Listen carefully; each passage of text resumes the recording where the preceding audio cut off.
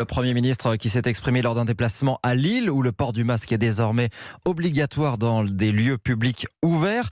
Pour stopper la propagation du virus, il y a bien sûr ce port du masque. L'autre moyen, c'est aussi de se faire tester, mais dans les régions les plus touchées, ça reste très compliqué. Victor Delande. Depuis une semaine, tous les Français peuvent se faire tester sans ordonnance et gratuitement. Résultat, la demande a explosé, les laboratoires en ville sont débordés, il manque du personnel pour faire ces tests et les résultats se font attendre. Des retards qui ont des conséquences, selon Gilles Pialou, chef du service des maladies infectieuses à l'hôpital Tenon à Paris. C'est inquiétant. On sait que la première vague a été d'autant plus agressive qu'on ne savait pas où étaient les gens infectés. On a perdu le fil de l'épidémie dans l'Oise et dans le Haut-Rhin et après en Île-de-France. Et franchement, on n'a pas envie de revivre ça. Il faut anticiper beaucoup plus, selon lui. Première piste avancée, faire passer en priorité les patients qui ont déjà des symptômes.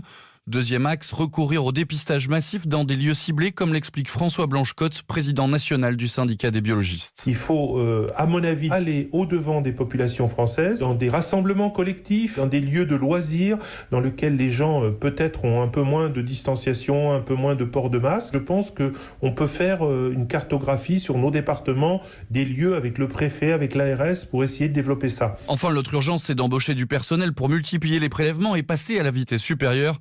Juste avant le déconfinement, Édouard Philippe promettait 700 000 tests par semaine. 3 mois plus tard, on n'en est toujours qu'à 500 000.